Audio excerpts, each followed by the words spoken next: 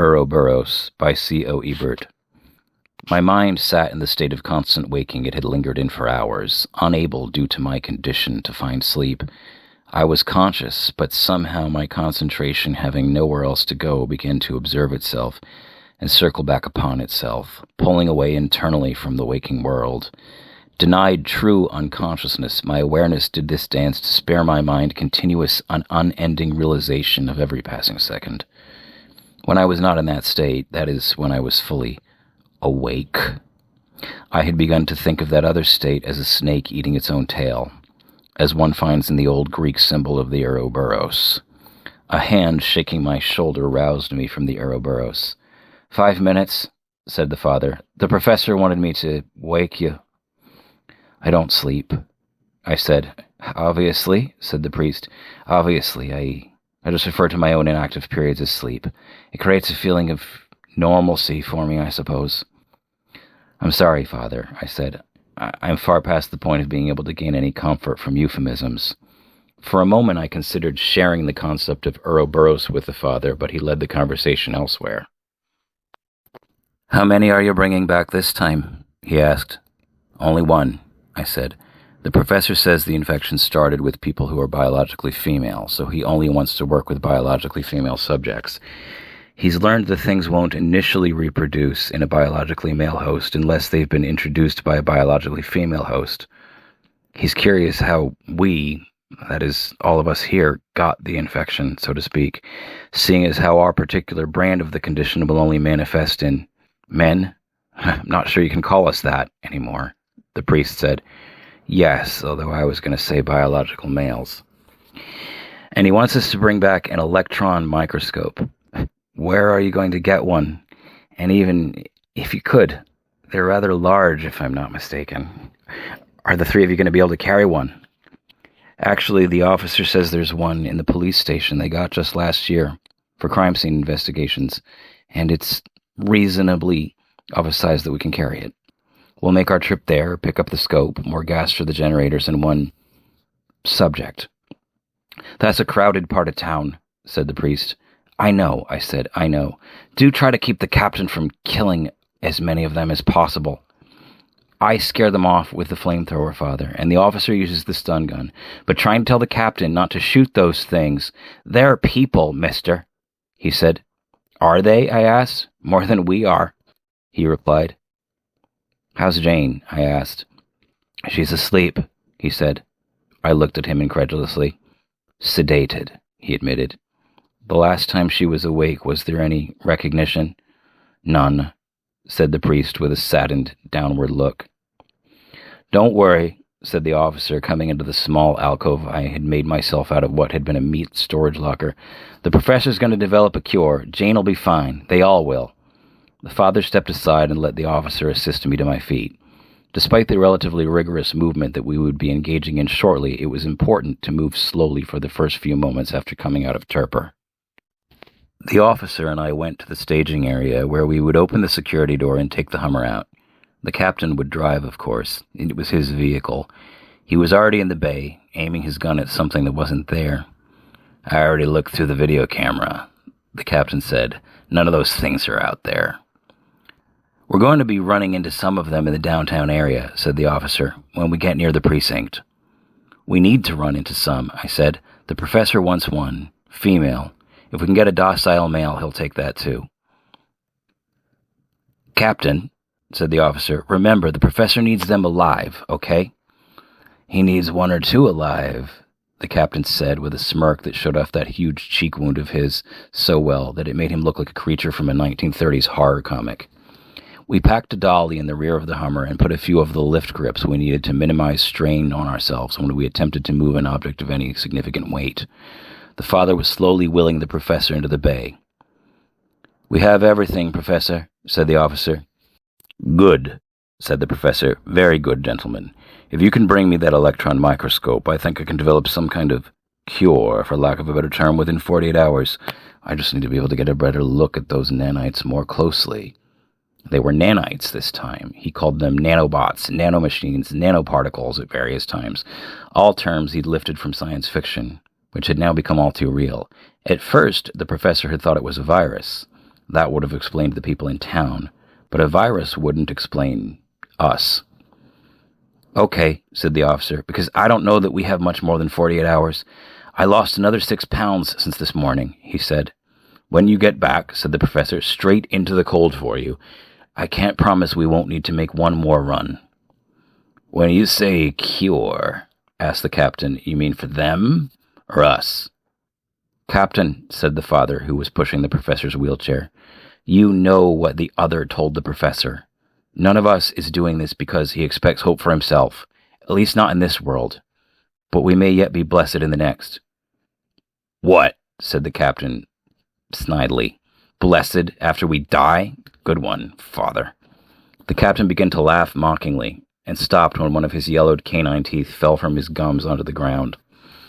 I know, said the captain more calmly as he gingerly made his way into the driver's seat. I know the odds the other gave us. 50-50 chance they can be cured. 90-10 in our case, with the 90 against us. You two coming? We should go while it's clear. No sense wasting firepower scaring off a crowd of those things if we don't have to. The officer and I followed him. The roads, at least out here in the outskirts of the city where the captain had built his little survivalist bunker, were empty. I would have a mile or two where I could float again, into Ouroboros.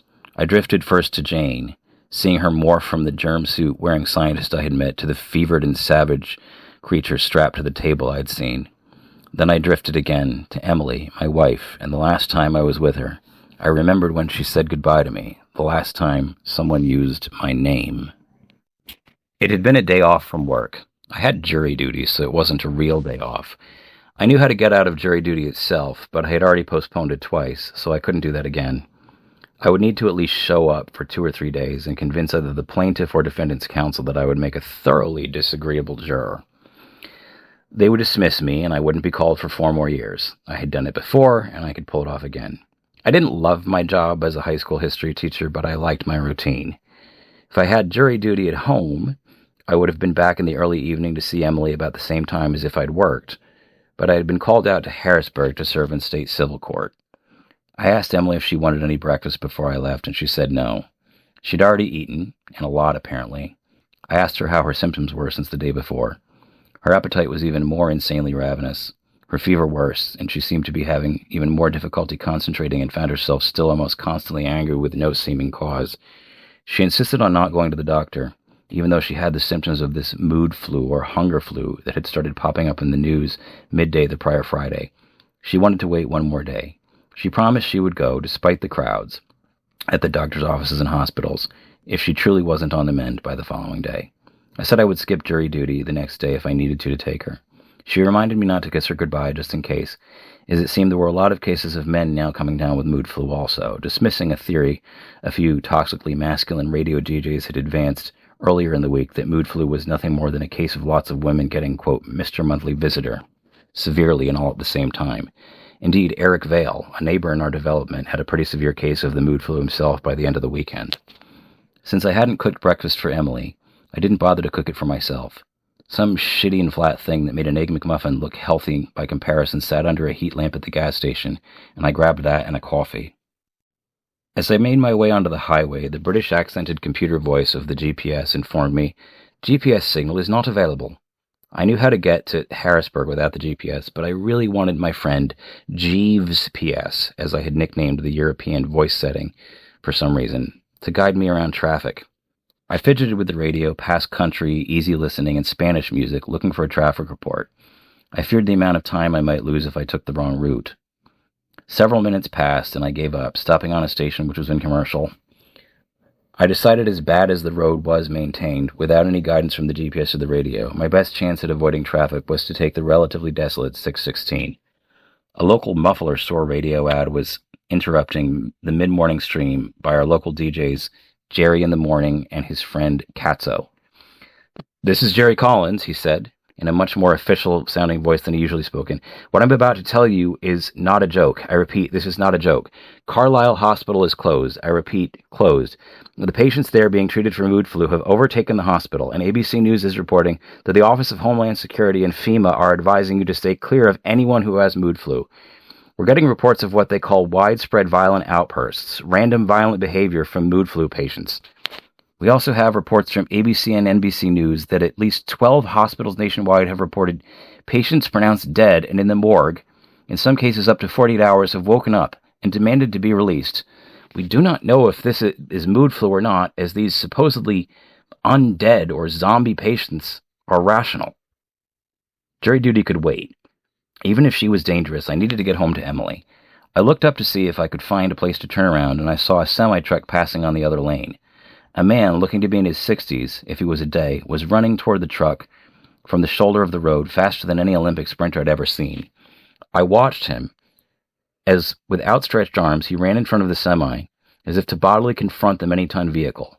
The driver of the semi must have swerved into my lane to avoid the man, and he must have hit me full force, because the next thing I knew, I was in the air and upside down. I seemed to be moving for a bit without landing, off of the road, like my car was an uncontrollable dyslexic magic carpet. Up until the man in the road in front of the semi, things are pretty clear, but my accident itself is fuzzy. I don't remember regaining consciousness. I was already halfway out of the broken driver's side window when I came out of Ouroboros. It was still day, but what had been a mild autumn day had changed. A good 7 inches of snow were on the ground, and it was this I was crawling through. I looked down at my suit. It was shredded in places. I was afraid I might be in shock. I looked around. The road was empty. I saw the semi-truck was parked still. The driver's side door was open. The truck was off, but the keys were in the ignition. The truck and even part of the passenger seat were covered in snow. There was no sight of the man who had run in front of the truck or the driver of the truck. I looked back, and my own car was totaled. The semi didn't look much better, but it seemed to be damaged only in the portion of the left side of the vehicle. I reached into my jacket pocket and found my cell phone to be a miniature of my car, smashed to bits by the impact. I went to the truck, hoping the driver might have left a cell phone on the seat. No such luck, but the CB radio called out to me. I never operated one, but how hard could it be? I knew I needed to push the button to talk and then wait for a reply. I turned the key, and the truck awoke into an unhealthy and unstable-sounding idle. To my delight, though, the electrical indicator lights on the dash and the power light on the CB came to life. I uncradled the handset and turned what I assumed to be the volume knob up. I pushed the button down on the handset and spoke. Hello? I asked. White noise came back to me. Hello? I said again. I need help. I've been in an accident. Copy, came a voice. This is the captain. What kind of accident? And do not tell me your name or this conversation is over. Okay, Captain. My car was hit by a truck, badly, completely overturned. I may be hurt. How is it then you have a working CB? Asked the captain. It's not mine. The truck that hit me is still here. The CB's working. Will you please call someone for me? I'm at mile marker 3.16 on 616 facing west. I will not call someone for you, but I might be able to help you, said the captain. Where is the driver of the truck? Gone, I said, and so is the other man. Good, said the captain. Can the truck run? I don't think so, and I don't even know how to drive a truck. Can you walk? Do you have any broken bones as far as you can tell? Asked the captain. No broken bones. I think I can walk, I said. Are you an EMT captain or something? Don't ask me any more questions, said the captain, or this conversation ends. But you are one question away from earning an extraction from my team and I. I was still bewildered. This man might prove to be a dangerous loon, but as I assumed I was seriously wounded in the middle of nowhere, this man was my only chance. The captain asked his last question. What day is it? He asked. What? What day is it? He repeated. Monday. I said, the 18th or 19th of October. I'm not sure. White noise came again, and I thought for a moment my answer had displeased the captain. Very good, he said. Start walking west. My team and I will be in a black Hummer with a huge searchlight. Do not stop to talk to anyone and avoid anyone you see until our vehicle gets to you. Can you tell me anything else? I asked. But no one came back with a reply. I sat in the truck for a moment. I allowed it to idle with a motor that was little good for doing anything but creating vibration. I could have left it to see how long it would go, but I feared hearing it sputter out. Something was very wrong, and I had a distinct feeling that I had seen my wife for the last time already. I decided to turn the ignition off. Somehow, if I had heard the engine die before I walked out of audible range of it, it would have depressed me. I thought I would check in one of the truck's mirrors to see exactly how badly I looked, but somehow I seemed to flicker for a moment and could swear I was under a strangely multicolored sea or ocean. By the time the effect wore off, I was already some distance from the truck and walking in the direction the captain had specified. My feet crunched in the snow as I walked. There hadn't been any snow predicted at all that week. As I walked along the road, I noticed I'd gone 3.4 miles and was not even slightly out of breath. The mile marker signs at every 10th mile made it easy to know exactly how far I'd gone. All the while, my feet and ankles sank into the thick snow. But I didn't get cold. As I passed mile marker 40.3, I could see that at 40.4 there was a car parked, with people standing around it. It looked like a family from a distance. Maybe they had a cell phone, or would even give me a lift somewhere. I would welcome the chance to be rescued by someone other than this captain. "Hey!" I called. They didn't react to either my call or the waving of my arms. I needed to be closer. I started running and called again. I could now see that it was a man and a woman and 2 small girls. The man and woman seemed to be fighting, pushing and shoving each other. The girls, too, were fighting each other, and it didn't appear to be horseplay. The man started running toward me, and then I noticed the woman and the 2 girls were running in my direction as well. The man and woman were making better time toward me than the kids. "Thank goodness I found you," I said in a half-yell toward him. "I've been in a car accident and—" the man said in a sort of growl. He lunged at me. I went to block his attack on me. I'd been a boxer in college, and I didn't need to run from a fight. This man was 30 pounds lighter and 3 inches shorter than me. I didn't expect to have any problem with him. But he knocked me to the ground and had me pinned in an instant.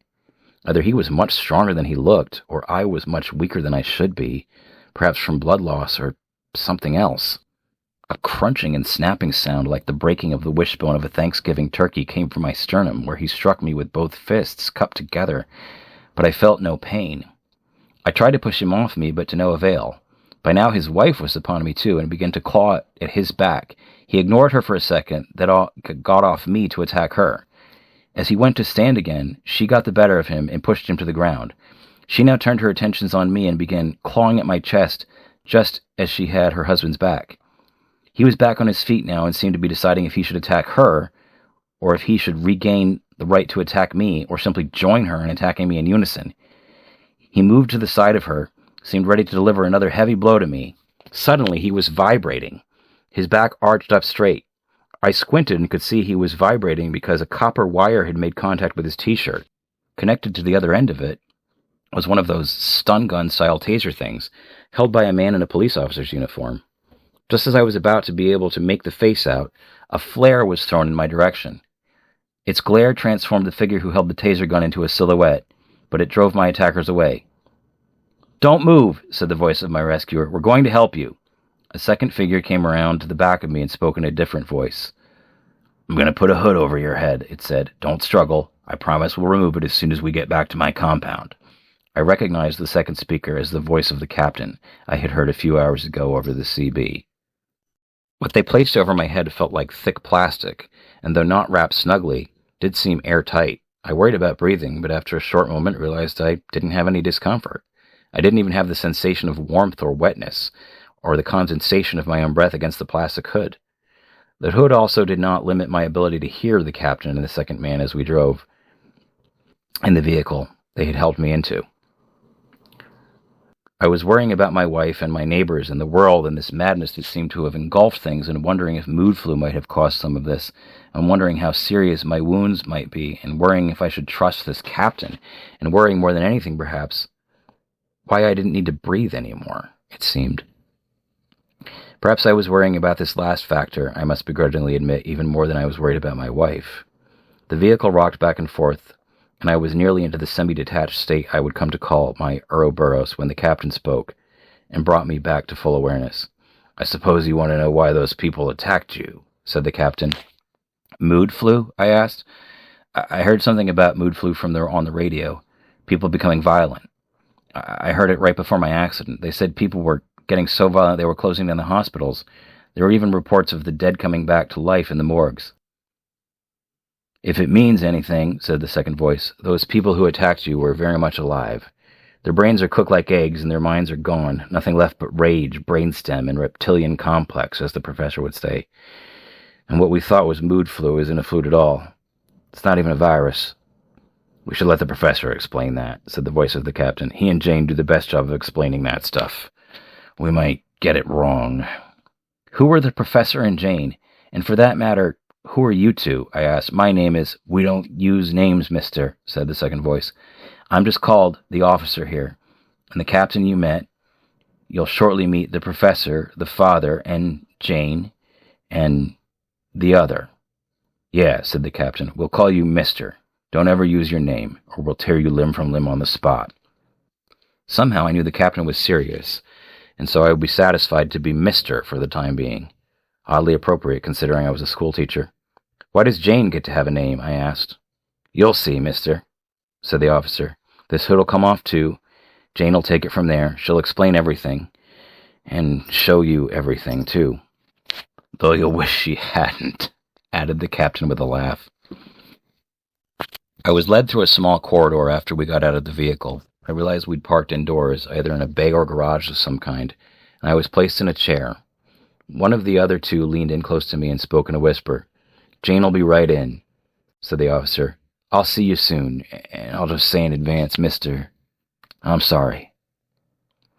I heard the shuffling of feet, and then the plastic being removed. Before me stood a figure in a hazmat suit or germ suit of some kind. I could see through the clear portion of the hood. It was a young woman with blonde hair and blue eyes.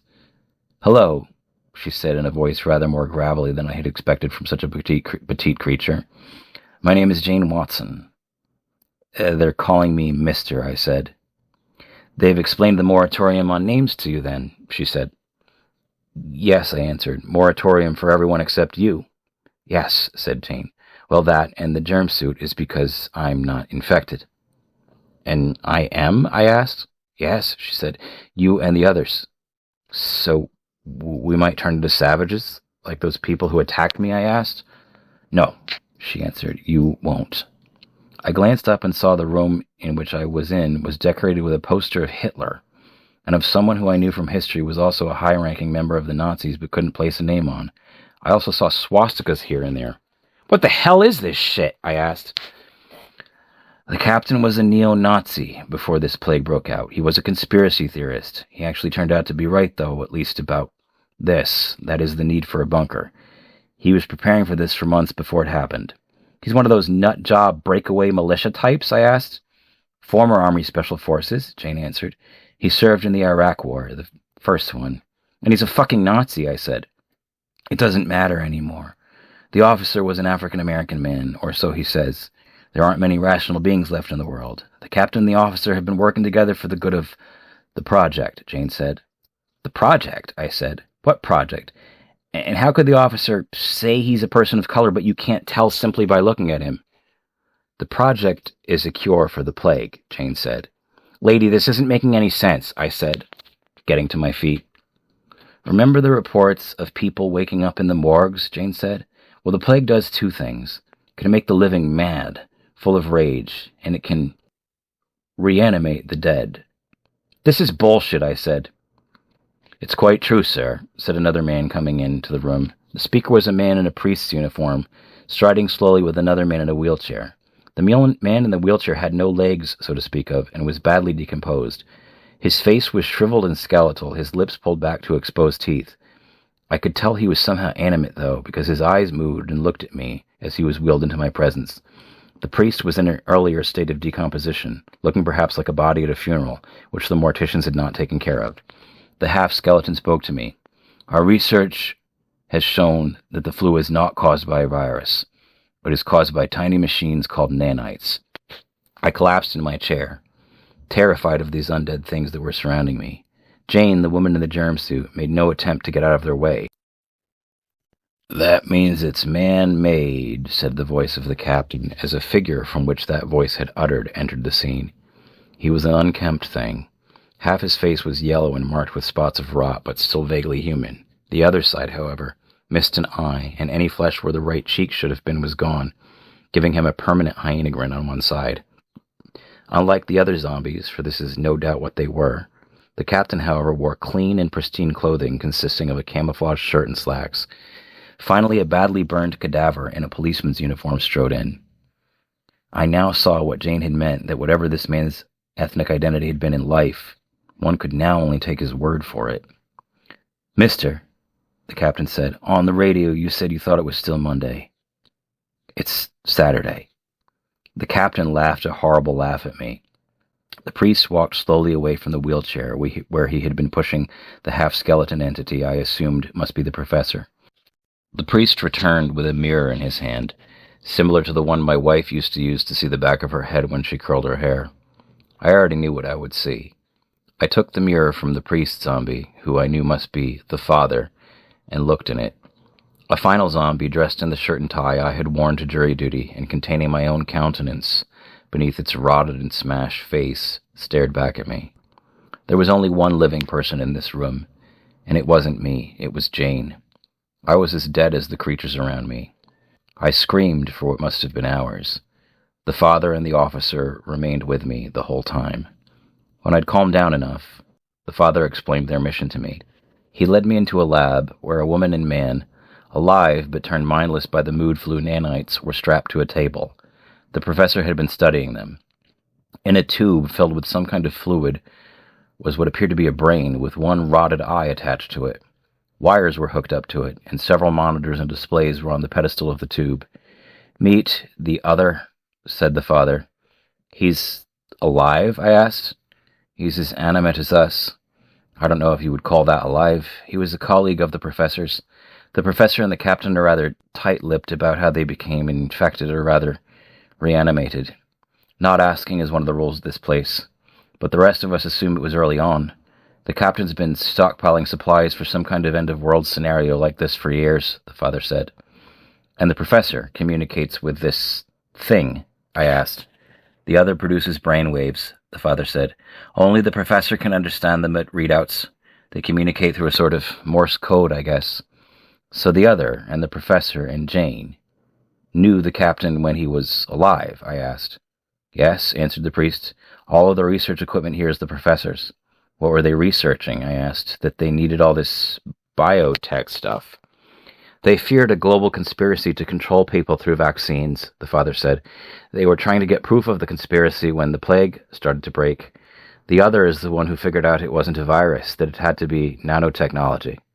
That's why we can walk and talk, even though it should be physically impossible," I asked. "Yes," said the father. "Otherwise," said the professor, who was being wheeled in by Jane, "it would be biomechanically impossible for us to move at all." "Were you two also Nazis?" I asked with some disdain. "The captain's views on race were an extreme we didn't share," said Jane, "but we all have a common mission now." "Which is?" I asked. "A cure," said the professor.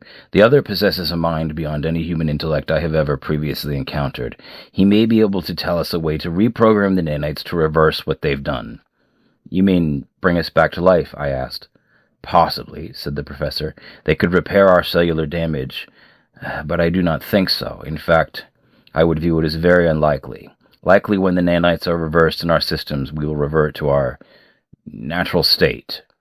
"Corpses," I said. "Yes," said the professor, "but the living infected could be cured, could be rational again. Humanity could go on." "Will you help us, mister?" asked the father. "We are the only hope for humanity. Indeed, the minds we possess inside these rotting shells are some of the last vestiges of human reason, compassion, and intellect in the world." And that is how they drafted me into their army. We slept in cold storage to slow our decomposition, for despite reanimation, the nanites did not forestall the effects of time on the dead. The professor also gave us chemical treatments. That and the cold were the only things that kept us from becoming dust. We realized we had weeks at most. We would lose pounds of moisture a day. But we became determined to find a cure for the living. I learned to use the flamethrower. The living infected were afraid of bright lights. Fires, flares, and bright electrical lights could scare them off. The officer used his own taser gun. The captain, on our supply runs for either materials for the compound or research subjects for the professor, had no trouble shooting the living. His pass was kept in total secret. The living infected did not reanimate, it seemed, and they could die from any other wound a regular living person could. The professor and the other did not know how reanimation occurred, only that the corpses of previously uninfected biological males exclusively seemed to rise. Curiously also, the nanites could not infect a living biological male from the environment. They needed a female host. Once they were inside a living female, they could spread mood flu to anyone else living, regardless of gender. Jane, the professor, and the captain were very tight-lipped about their pasts, beyond the little the captain had told me. I learned on one of their early missions out, in the well-armored Hummer, they found the officer who had run into a burning building during riots in the city to save a woman and her child, who, unbeknownst to him, were living infected. The mood flu had taken a few days to grab hold. The infection wasn't instant, and so at that time the officer did not know it could supply enhanced strength or take on the proportions of the fully maddened psychosis which held the woman and her child.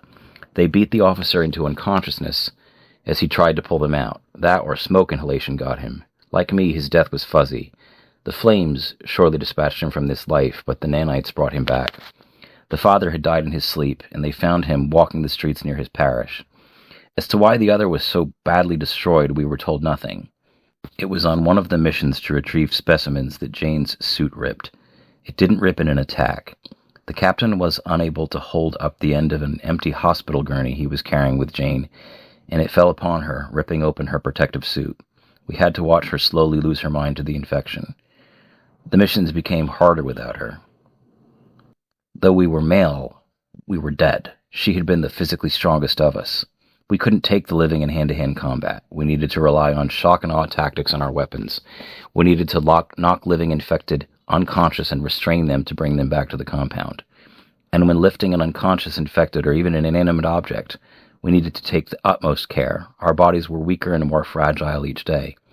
The first missions seemed like we were the last hope for the living. But as we became more brittle and desiccated, and when Jane finally lost all reason and became one of those things, we had little hope of success. Only the captain held out hope of returning to true life for himself. The rest of us wanted to turn the living infected back into humans, as 5 zombies and a brain in a tube were hardly an acceptable proxy for all of humanity's 12,000-year-old civilization. Our spirits withered with our cadaverous forms. But the night prior to the mission we were on now, the professor had announced he and the other had a breakthrough.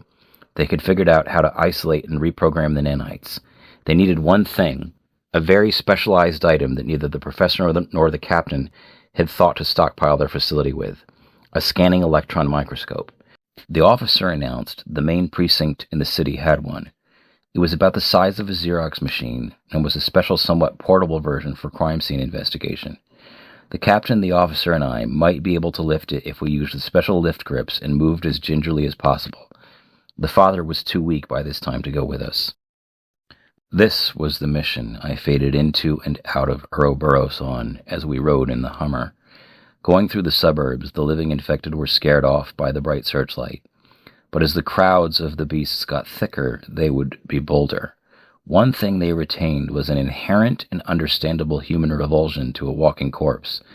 This, however, tended to make them even more violent towards zombies than they were towards each other. In our current state, even an average human could tear one of us to bits. "Mister," said the officer, bringing me out of Ouroboros, "up and at 'em. We have company." We were 2 blocks from the precinct building.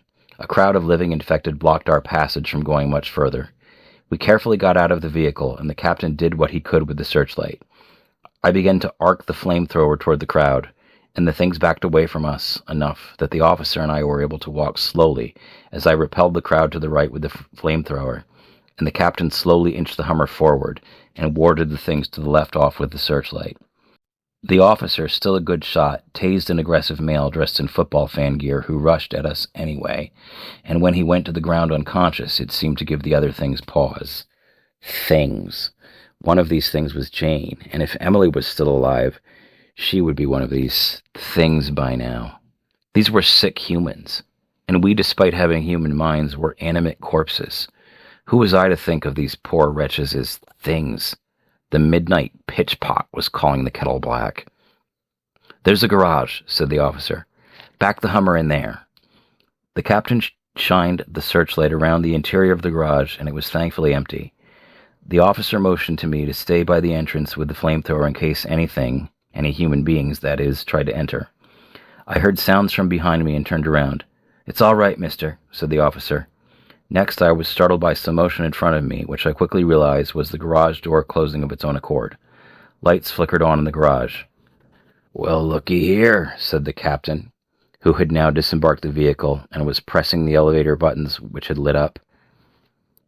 "That's the good news," said the officer as he emerged from the rear. "I got the emergency generator started, so we don't have to bring the electron microscope down the stairs. But here's the bad news." As he stepped into sight, I could see one of his arms had simply fallen off with the forceful act of priming the generator cord. "It doesn't hurt," he said. "Come on," said the captain unceremoniously. "We still need you to show us where the thing is." We rode the elevator to the 5th floor, and the officer showed us a room back a few hallways, which looked like a laboratory. Mercy of mercies, the portable electron microscope was on wheels. The captain and I gingerly wheeled the device into the elevator. We rode back to the garage level and brought it around to the rear of the Hummer, where we loaded it very slowly into the vehicle. The captain paused at the door of the Hummer's driver's side and spoke. "Somebody's got to make sure none of those things are outside when the door opens," he said. "I'll do it," I said. "No," said the officer. "I'll do it." You can't wield a weapon," I said. "But I can be bait," said the officer. "Mister," said the captain, "I'll back up by the controls to open the garage door. You hit the button when I give you the signal." We all got into position, and when I saw the captain nod, I hit the button. The door opened slowly. 3 humans were outside. They appeared to be a Hasidic Jewish man, an Asian woman in a cocktail dress, and a teenage Caucasian boy in a high school tracksuit.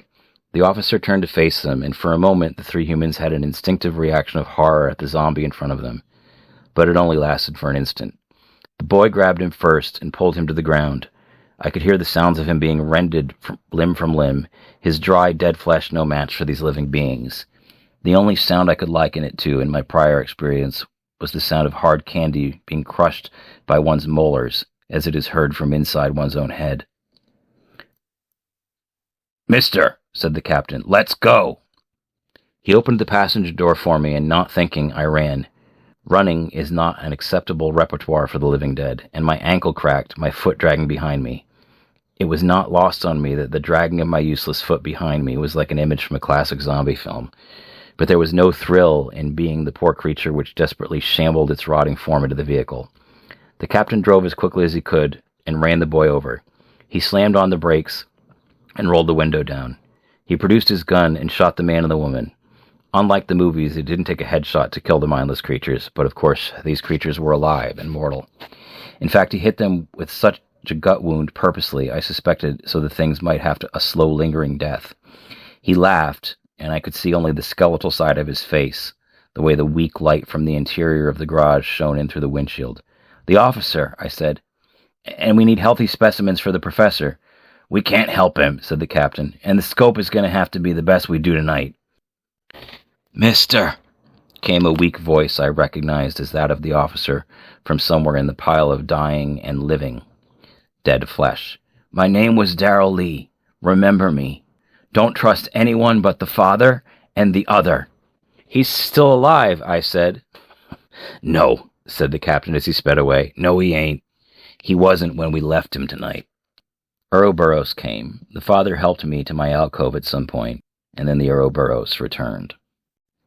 My mind seemed to still be capable of inducing a state of shock, even if my body was not. At some point the father returned. He said something about a cure being perfected, something about Jane, something about even a chance for the dead. But Ouroboros pulled me back further. The voice that floated into my Ouroboros gave me no comfort, despite what it said. "Alex," it said, speaking my true name. It contained in its timbre something synthetic and aquatic. It was neither the voice of anything that was nor had ever been human. "Alex, stand. This is not physical reality. Stand." I did stand and found I could do so with ease. What should have been my broken and useless foot was firmly beneath me. It was then that I held my hands in front of me and saw them healthy and pink. I turned behind me and saw the cadaver I truly was, seated behind me motionless. The door to my alcove opened and a wall of water was before me.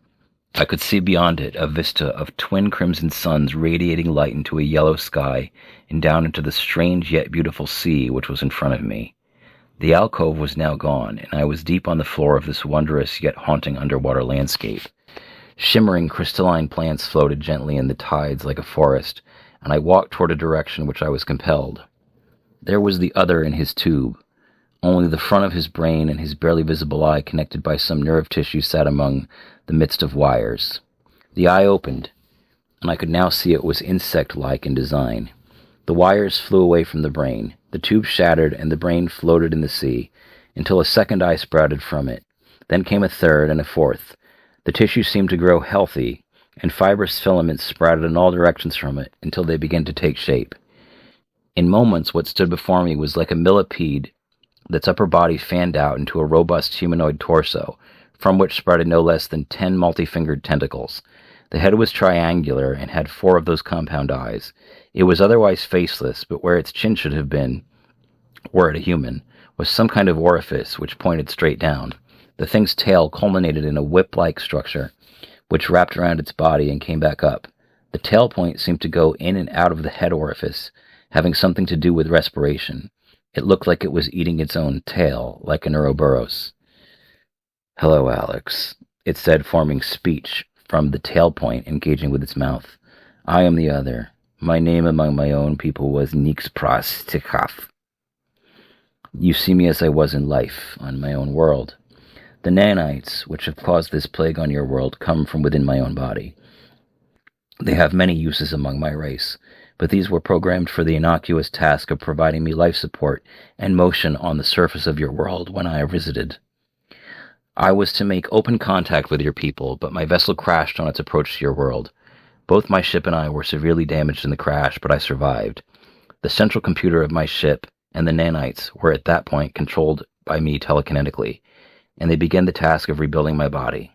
During the process, I was discovered by those you know as Jane, the captain, and the professor, and 2 of their colleagues.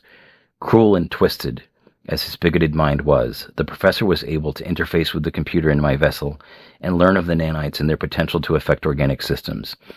He and the captain conceived a vile plan to reprogram the nanites to wipe out all human life save their own ethnic group, and to make those that are not the same gender as them subservient to them. This is why you see the odd dispersion pattern in the spreading of the nanites. It is due to their meddling with it. They intentionally programmed these factors in, but did not understand what they were doing. They realized they needed my mind to still be active, or the ship would shut down, and refused to let them program the nanites. But they tortured me endlessly to keep my regeneration from completing itself. I fought back and tried to prevent them from reprogramming the nanites with all my mental faculties, but I was greatly weakened. Unfortunately, they succeeded in entering new command sequences into the nanites, but ones not even they intended, because they did not understand the architecture of the nanotechnology as well as they thought. My species has no separation of conscious and subconscious mind as yours does, and they failed to take this into account. Twisted thoughts from their own hate-filled minds programmed the nanites as they are now, and this is how the rage plague began.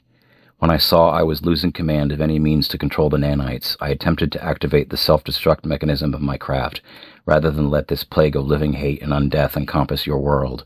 But my ship was so badly damaged, it failed to destroy itself with enough power. Only Jane was spared entirely. The humans, Norman Weiss and Werner Templeton, whom you know as the captain and the professor, though killed in the blast, were reanimated as you see them now. Another of their female companions lived and became the first carrier of the more common living variant of the plague. Robbed of my central computer, they were unable to change the programming of the nanites any further. But they have kept my reanimated brain as you first encountered me as a means to continue their studies. Now the professor has used the knowledge he obtained from his mental interface to my ship to develop a program which will complete their original goal. They mean to release what are called activator nanites to cure the living infected whom they deem worthy, kill the rest, make others subservient, and regenerate themselves to life. Along with the plague variant nanites, Jane's body has been infected with inactive nanites which contain this new program. With the equipment you have obtained for them, they will succeed in replicating activator nanites, which can initiate the newly programmed nanites in Jane. They will, in a number of hours, succeed in the construction of activator nanites. I cannot stop them. I have, however, uploaded a new program to the nanites in your body, a cure for the plague for the living infected. I am sorry that I am too weak to create a complex enough program to also restore you to life. My program will be able to directly enter both biological males and females from the environment. All hope for your world rests with you. You must obtain the activator nanites to release the cure program I have created for the good of all the races and all the genders and all the people of your world. These evildoers must not succeed. The activator nanites must touch only you and not Jane, or all hope is lost. Though the cure cannot help you, it can save your world. I have done what I can. The only thing further I can say, said the alien in front of me, is that I am truly sorry. And then I found myself back into Ouroboros, and from there, my alcove. I made my slow but purposeful limp to the room where the father was sitting, my foot still half dragging behind me. He must have been feeling at his own face earlier, for his nose was now missing and sat in his hand. He looked more skeletal than before. Did you receive the same dream? He asked. The ocean, I asked. The alien world and the ocean? And the message from the other, he said. Yeah, I replied. I got all of it. He became silent for a moment. The true cure is in you, he said. We need to cover you in those activator nanites. Is that what they're called? Yes, I said, and we need to stop them.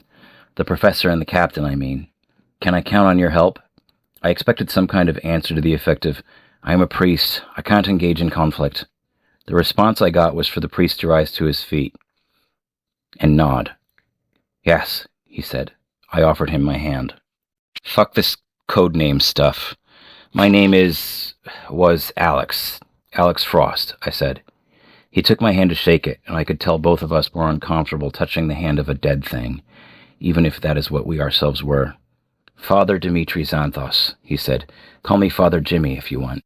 I laughed. What? He said with a smile that stretched his cracked skin. I thought you were a Catholic priest. You're a Greek Orthodox priest, I said, still laughing. Does it matter? He said, and he started laughing too. No, I said, and I don't even know why it's funny, other than that. Then why do you have an Irish accent? It felt good to laugh. It felt good to have a name again. It felt good to be a human again, even if only in my soul. Well, as for the Irish accent, but being Greek Orthodox, that's a story for another time. A time that we don't have. What's so funny? Said the captain as he walked into the father's room. We're just happy, said the father, that this is close to being over. Closer than you think, said the captain. Jane is going to be the first that we cure. I knew that if the activator nanites touched Jane, their new nanites would be released, not the ones the other had programmed in me. Desiccated and rotting as we all were, the captain was the strongest of us. Granted, it was a little bit like being the valedictorian of summer school, but he was still the main obstacle here. Come on, said the captain. The professor wants you to see this. The professor was seated in his wheelchair as we entered, and holding a tube with a solution in it. The other, as he truly was in this physical world, remained in his tube. I took note that the readouts on the other's monitors were weaker and less active than they usually were. I had guessed in putting the dormant program into my nanites and communicating with me and Father Jimmy. The poor creature had used up what little strength it still had. Gentlemen, said the professor, it's nearly time. We cure the living, and quite possibly ourselves, tonight. Jane, asked the father, is to be the first test subject. We all looked at her. She was not covered, as she usually was, by a sheet, and writhed like a rabid and nude banshee. The professor saw we had taken note of her exposed state. Necessary, said the professor. Aside, there is no living man here to offend her modesty, is there? I looked at the captain. His weapon was still holstered at his side. The father moved slowly behind the professor's wheelchair. He put his hands on the handles, but did not move any further than that for the moment. It seemed, for the second at least, we had not raised suspicion. Captain, said the professor, turn on the monitor. The captain complied, and the CCTV monitor showed dozens of living infected outside the compound, some in a stupor, others fighting one another. They were near the opening of the vehicle bay. I learned certain sounds will draw them near. After the cure is administered to Jane, we will need them to become carriers of the same cure to the larger population, the professor said. The professor studied the liquid in the tube. Those, I knew, were the activator nanites. "Forgive me, Jesus," said the father. For a moment the captain must have thought the father's words referred to his looking upon Jane's nudity, for the captain began to smirk with his exposed teeth. But it didn't take long to reveal what the father's words meant. He inched the professor's wheelchair forward and dumped the legless professor onto Jane, who, despite the restraints, had enough free movement to grab him. Jane began to tear the professor's midsection immediately, and the professor dropped the vial of liquid. The father grabbed it and began to make his way for the vehicle bay. The captain, who was a second ago not sure what to shoot, started shooting at the father's legs. The father went down surprisingly gently and didn't lose the vial, which remained sealed. He continued to make his way toward the bay and crawl. The professor was screaming now. I didn't know why, because from my own experience, I knew zombies didn't feel pain.